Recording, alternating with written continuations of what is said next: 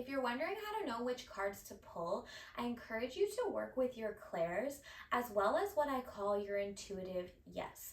So again, there is no right or wrong card. You will never pull the wrong card. You are always going to be drawn to the card that is right for you, but everyone pulls cards very differently. So for the sake of this example, I want you to imagine that all of your cards are spread out in front of you in a rainbow shape, and you're not sure which cards to even pull. You have your intention, you have your question, but then how do you pull your card? How do you know which one?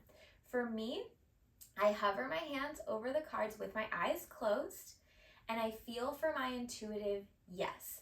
So I'm going to come back to that in just a moment, but I hover my hands over my cards. When I feel my yes, I stop.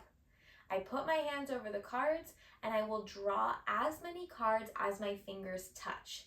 Now, sometimes that's one card, sometimes that's 3 cards, sometimes that's 5 cards. I just pull whatever is feeling like it wants to come to me. It wants to tell me something. Yeah, but some people might use their clairvoyance and they look at the cards and a card visually is jumping out at them, so they'll take it. For some people, they might hover their hand over the card and feel a tingle in their hand or in their finger or heat in their hand, so they know. Some people, when they hover their hand over their card, might hear a ringing in their ear, so they know, oh, that's the card for me. And some people might just look at the cards or hover their hand and be like, oh, that one, that one, that one, that one.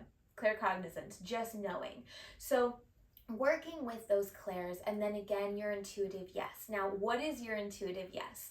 Your intuitive yes is the feeling that your body gives you, likely through your clairs, of what a yes is for you. So the example that I always give with this is, imagine you are in the grocery store and you have to buy 5 oranges.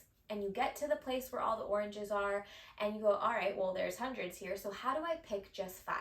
Now, of course, logic is going to come in just a little bit. Some might have a broken peel or be bruised in some way. But then maybe, let's say you've narrowed it down to 10 oranges and you're sitting there, I only have enough money for 5, so I need to figure out which 5 I'm going to take home. You're looking at 2 identical oranges and you know which one you want. That feeling, no logic in there. They look the same. But the feeling you have with that's the orange, check in with that. That is your intuitive yes. For me, I feel it in my stomach. My yes is lower. It's like a zoop.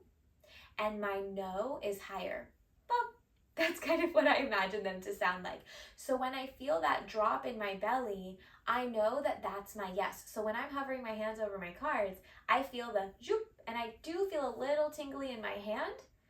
Then I pull the cards, right? The rest of the time, I don't feel anything, or my intuition is sitting up here, as in my no. Like, that's not it, that's not it, that's not it, that's it. Okay, take it. That's not it, that's not it, that's not it, that's it. Okay, take it.